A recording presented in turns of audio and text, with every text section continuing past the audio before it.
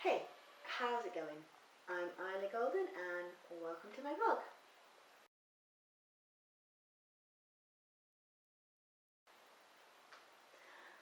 Alright, at the end of the last one I sort of babbled a little bit about how this one was going to be about the origins. I think what I meant was that this is going to be about the creation myth behind the multiverse, which I'd sort of vaguely referenced in talking about the multiverse itself.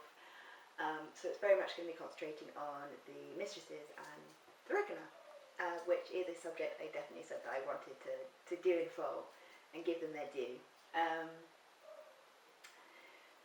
So I basically see the multiverse beginning as just being light. Nothing but light. Light for whatever you want to picture it as, whether you want to picture it as a big ball and nothing else existing, or just an expanse of light everywhere, which is I think what I tend to see it as. Whichever way you prefer to see it, it's just light. Light exists, nothing else exists. It is just all light. And within the light, consciousness begins to develop.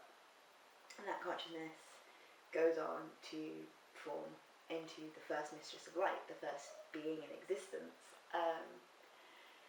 But light still remains after the first is created. There is still more light left over, and then in a shorter amount of time than it took for the first to come into existence, another being or another consciousness forms, and the second mistress of light comes into being and splits away from the remainder of the light. And then in another period of time, which is about the same length as it took for the first to come into being, more consciousness forms, and the remainder of the light becomes the third mistress of light. So you get these three beings, and when the third being comes, or is created and comes into existence, darkness is left, and that is how darkness is created. Darkness is created from the absence of there being any remaining light. So it's very much the three mistresses. That's how the three mistresses are created. And although the first mistress of light is usually referred to as the first, although occasionally gets referred to as the original, the other two mistresses don't go by the second and the third. They go by the face of friendship for the second mistress and the pure for the third mistress. The reason the face of friendship is called the face of friendship is because she doesn't have a face of her own. Because she took less time and was almost rushed into creation, she almost formed half formed, or came into existence half formed, however you want to sort of go with that. So her own face is much more like those featureless store mannequin faces, or the artist mannequin things, where it's sort of like there's sort of maybe a nose and maybe dents or something for where eyes should be, but there aren't really any features to her face at all. And what she's got instead is the ability to take on the appearance of somebody that you're close to. It's usually, when she appears, referred to as your greatest friend or your closest friend. But it is really just anybody that you're close to that she can take on the appearance of. And the pure is referred to as, or the third mistress is referred to as being the pure, and also as the original, the original balance. She's the pure, or she's the original balance. And the reason she gets referred to as the pure, which is her primary title, is she was what was left over for light, and because she sort of, it's almost an irony, almost an ironic name to be calling her.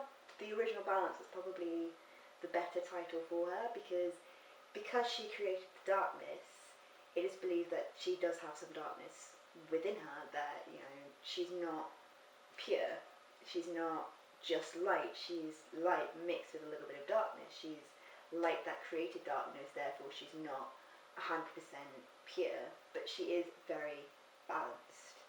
Of the three, she is probably the most morally neutral.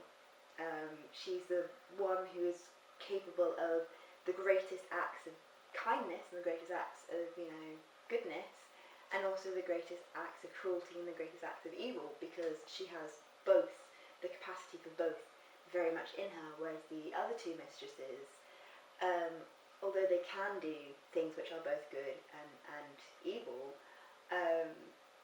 they are much more inclined to sort of following rules and following order, and they do things because they think it's the right thing, and they don't necessarily have the same passion and the same turbulence that the pure tends to get known for.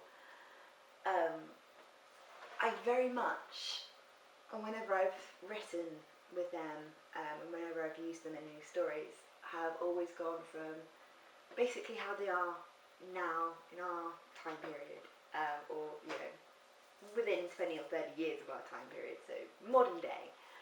So they're in their adult form. They've done all their mistakes. They've messed up. They've done all the things that they do in their youth. That's already been done, and I very much at some point want to sort of go back and do a story focusing on their early days and everything that they sort of go through, both in the creation of the original universe and then the creation of the multiverse, and sort of explore the sort of relationships they sort of have with each other and the things that they create, and I'll go a little bit more into that in a second. But the reason I sort of haven't done it yet is because whenever I picture their early days and the beginning part of their story, yes, I sort of picture them as being children. They don't emerge as babies, but they do emerge as children, and they do grow up slowly. They grow up slowly, and they do have like a teenage phase as well. So they do mature into adults, even though they don't have the baby phase. Well, their baby phase is sort of when they're in the light. Let's go with that. Whenever I sort of think about it and visualize the story, it's not words I get in my head like I do with a lot of the other stories that I write. It's images, and I would love for it to be done as a graphic novel, opposed to actually a traditional book, which is what I'm used to writing. Fortunately, I can't draw. I'm not a good artist.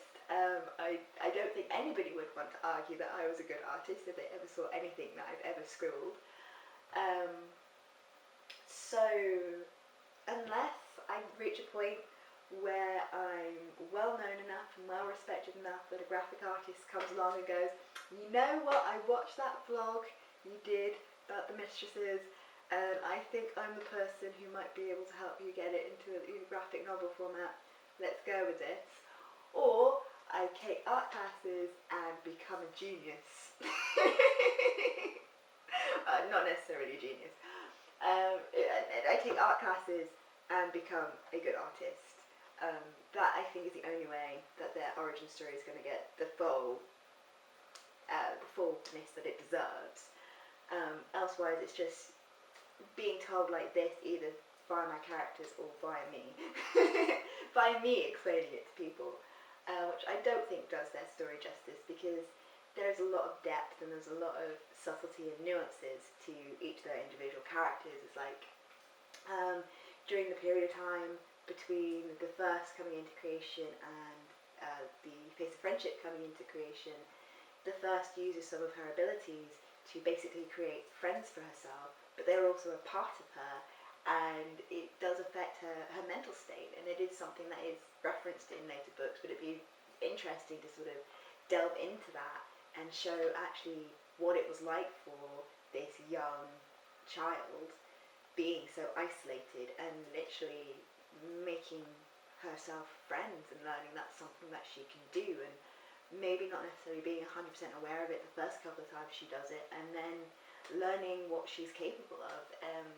And then when the Face of Friendship first emerges, I can see that in my head. I can see exactly what it would look like in my head, and I was like, I wish I could draw. I so wish I could draw. This would be fantastic if I could draw. Just little details like that, and it's like there is a lot to that early part of their story that is so interesting and deserves having the time taken to really go through it and really sort of show what they went through during the from their point of origin to the point in time where the original universe is destroyed. I think there's just so much to that story there that would be amazing in graphic novel format. Probably, maybe, I might write it as an actual novel at some point if I can't ever get anybody to do my graphic novel for me.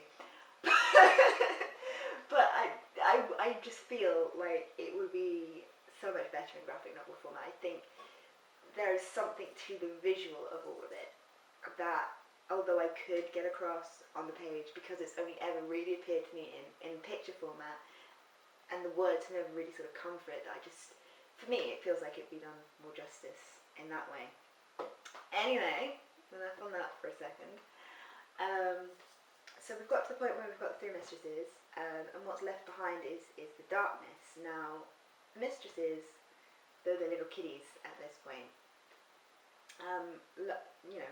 spend the time learning how to use their powers. They start creating the universe at this point, not loads and loads of stuff, just little pieces, little bits and pieces.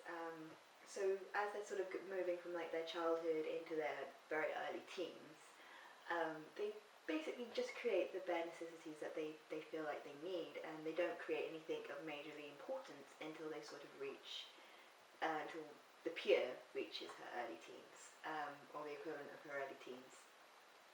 So it's not until that point that they actually create anything of any significance. But whilst they're sort of there and they're doing all that, the darkness that was left behind starts forming its own consciousness. And over roughly the same period of time it took for the first to come into being, the first being of darkness also comes into being. I don't refer to the mistresses are mistresses, they identify as female, but the darkness does not identify as male. It doesn't identify as any gender. They do consider themselves to be genderless beings.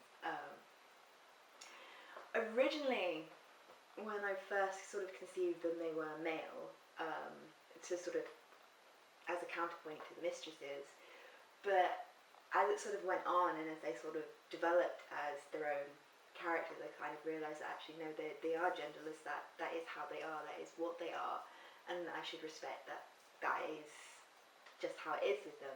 So you get the first darkness comes into being, and then over a period of time, roughly the same length as the face of friendship, the second darkness comes into being, and then likewise, same length of time it took for the pure, the final being of darkness comes into being. And the second darkness prefers the title The Face of Foe as a counterpoint to the Face of Friendship, and the third darkness prefers the unpure as a counterpoint to the pure. But that's the names they give themselves. The first darkness, the Face of Foe, and the unpure are the names that they give themselves, and only after they've dealt with the mistresses for the first few times and they want to be seen as equals to the mistresses. But again, they sort of come into being in their own sort of child phase, and at this point the mistresses know something has changed around them, but they don't necessarily know that it's the darkness that has gone, and that's what creates a space in which the universe as it will eventually be, and the multiverse as it will be after that, will fill. And it couldn't really fill any space whilst the darkness was there, but the darkness and what is left is different substance, but looks the same perceptually. So they notice something, but they don't notice something at the same time, which is why they do, for the longest time, kind of ignore the existence of the darkness. They're not really aware that it's there, they're not really aware that it's a thing, and when they do become aware of it, they kind of think that they must have created it, because they can't understand how anything else could be like them. And when they encounter the darkness, they don't give them, because they think that they're the ones responsible for creating the darkness, they don't respect that the names that the darkness has given itself. They refer to it as the regna, which is actually the Eton word for darkness. And instead of treating them as three individual beings, they very much see them as just being just this one entity in 3 parts. And instead of giving them their own sort of separate individual names, they call the first darkness Re, the face of foe Gan, and the unpure Na. So essentially splitting up the name Regna into Re, Gan, and Na. And obviously this does not make the Regna happy. This does not make the Regna happy. But it's just one of the things that doesn't make the Regna happy. The way they're sort of seen and treated by the mistresses. But at this point, the mistresses are just in their early to mid-teens. They don't really know much better. They've not really considered that anything else could be like them, because up until that point they haven't really encountered anything that's not like them. They've only encountered things that they themselves have created apart from each other. So they're just treating this entity, or these 3 entities, as something they must have created, because they have no other point of reference. But anyway, in their early teens at this point, and the Regna just mid-childhood mid-childhood at the point where the 2 sides become aware of each other. And it's sort of also at this point that the mistresses create themselves a life partner that they share between them, which is a bit weird when you really think about it. Don't know why I came up with it. But they create themselves a male being known as Win Favor. And he's the one that encourages them to create the universe. So to go from their small little things that they've been doing into creating a full-blown universe, and what is originally there. And Win is sort of important in a lot of ways, because he is the sum of all of their individual powers and abilities. He is much more powerful than they are because of that. They essentially created themselves a god. They created their own god, because he is their superior in pretty much, not in every way, but in terms of like the powers that he has, and what he's capable of, and the level to which his powers will go to, he is their superior. But he is only created as the sum of their abilities, so he is as powerful as the 3 of them combined together. He is the 3 of them combined together. Their sisterhood in its sort of purest form, I guess, is the way you could sort of look at it, which might be a little bit less sexist, I don't know. But anyway, Win is the one who very much sort of encourages them to create, and he creates himself, and he is a big part of the creation of the universe, and it would not have existed without him. And they consider him to be their husband, their mutual husband, and he does actually have a child with the first. And probably would have gone on to have children with the Face of Friendship and the Pure as well, if the Regna hadn't decided that they wanted equal shares. Not of him, but of the universe. They kind of reached the point where they were sort of getting now into their own early teens. And they kind of reached the point where they're like, we're sort of tired of being ignored and being treated like we're their creations, because that's not what we are. We are their equals. We should have an equal say in what's going on in the creation of this universe. And when they sort of confront the mistresses about it, and the mistresses quite disagree, a war kind of breaks out between the 2 sides, which eventually ends with Win sacrificing himself in order to take down the Regna, who at the same time have also created themselves a ultimate being, which is a combination of their powers, called Withered Faith. And as Win is attacking to destroy Withered and the Regna, Withered kind of turns on the Regna, and basically all 5 beings get destroyed, along with most of the first universe, the original universe at this point as well. So the mistresses, kind of, who aren't present at this particular battle, because Wynne has sort of, told them not to be there. Because I think it's roughly around the time that the first son is born, and his priority is, keeping his family safe. So they don't witness this final battle, so they're not aware of Withered's existence, although they are aware of the Regna's existence. So they just think it's 4 beings that have been destroyed, when it's actually 5 beings that have been destroyed. And they sort of very much come and see the end result, where what was these beings are like so fragmented and so spread across what is left of the universe. They basically think that all is lost, that Wynne is dead and they'll never see him again, that the Regna are dead and that they'll never have to deal with them again. Little do they know. Little do they know. But that is very much that's how the original universe sort of plays out in its very, very basic structure. That is how the original universe plays out and how the original creation sort of goes.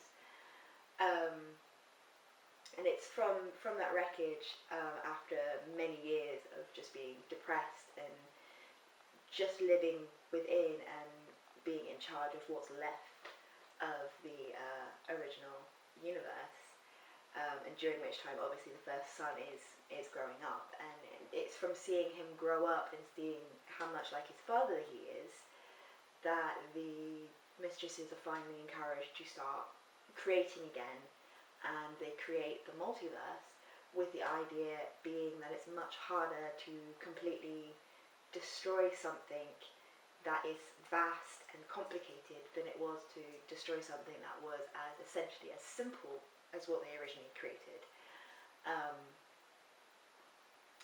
So that is the origin of the multiverse. As I said, there are a lot more details and a lot more like intricate things that, if I could do my graphic novel, it would be very interesting to do, and very interesting to sort of play out all the dynamics and whatever unfold. But that is, as I said, the origin of the multiverse in a nutshell, and that's not even getting into all the 10th Order stuff, which comes after this point. Very much the original universe is considered to be the First Order. I'm still not 100% sure how the other 9 orders are defined. I know how the 10th Order itself is defined, but I'm not sure how we get from the First Order to the 10th Order. I've got a vague idea of what all the individual orders in between are, and it's very much related to when certain gods come into being, or when certain things happen and certain events occur.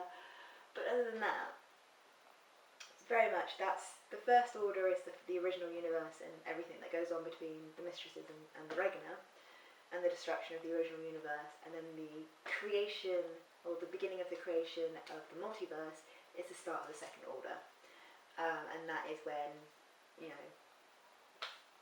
things get more complicated.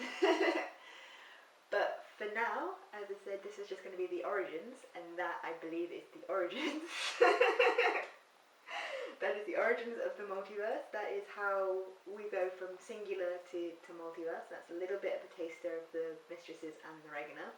Not much of a taster, certainly not as much of a taster of the Regna as I could go into, but a lot of the stuff to do with the Regna doesn't really affect that stage of things. That's more the mistresses' terrain, that's more of the mistresses' story. And the Regna themselves, yeah, they're interesting. They're interesting, they are very interesting. That's all I will say right now. Anyway, I think I've covered myself about as well as I can, and I think I will just start babbling and repeating myself if I keep going any further. So, the next vlog will be the breeds. And I do keep mentioning the word breeds. I'm pretty sure I keep mentioning the word breeds with absolutely no context. So I think the most sensible thing to do on the next one is to talk about what I mean by the breeds. There might be a few other bits and pieces involved with that. I'm not completely sure yet, but for now I'll just say the next one is going to be on the breeds. and leave it at that. Okay, I hope you've enjoyed this. I hope this has not just been me babbling non-coherently again. Although if it has been, I hope you have fun listening to me babble incoherently, and if it's something you enjoy, great, keep coming back. So anyway, I will see you next time.